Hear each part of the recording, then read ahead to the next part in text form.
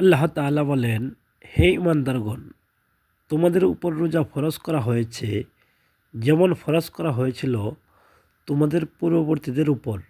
আল কুরআন। রাসূলুল্লাহ সাল্লাল্লাহু আলাইহি সাল্লাম বলেছেন, যে ব্যক্তি ঈমান ও সওয়াবের আশায় রমজানের রোজা রাখে তার পূর্বের গুনাহ মাফ করে দেওয়া হয়। সহিহ বুখারী, সহিহ মুসলিম। তারাবির নামাজ আদায়।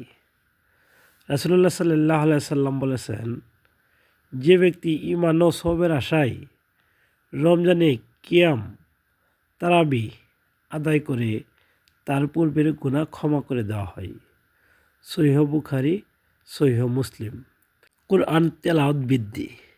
রমজান মাস হলো কুরআনের মাস। রমজান মাস এতে কুরআন নাজিল করা হয়েছে মানুষের হিদায়াতের জন্য।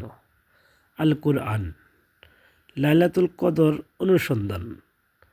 রাসূলুল্লাহ সাল্লাল্লাহু আলাইহি সাল্লাম বলেন, যে ব্যক্তি লাইলাতুল কদরে ঈমান ও সওয়াবের আশায় ইবাদত করবে তার পূর্বের গুনাহ মাফ করে দেওয়া হবে।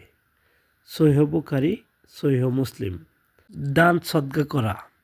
ইবনে আব্বাস রাদিয়াল্লাহু তাআলা আনহু বলেন, রাসূলুল্লাহ সাল্লাল্লাহু আলাইহি সাল্লাম ছিলেন মানুষের মধ্যে সবচেয়ে দানশীল, আর রমজান মাসে তিনি আরও বেশি দানশীল হতেন। সহিহ বুখারী। ইফতার করানো।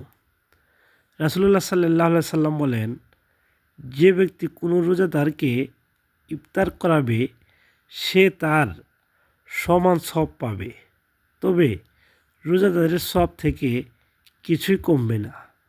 জামিয়া তিরমিজি। ইস্তেগফার ও দোয়া বেশি করা। রাসূলুল্লাহ সাল্লাল্লাহু আলাইহি সাল্লাম বলেন, রোজাদারের জন্য ইফতারের সময় একটি দোয়া আছে যা ফিরিয়ে দেওয়া হয় না। আল্লাহ রাব্বুল আলামিন আমাদের সকলকে রমজানের হক সঠিকভাবে আদায় করার তৌফিক দান করুন। আমিন।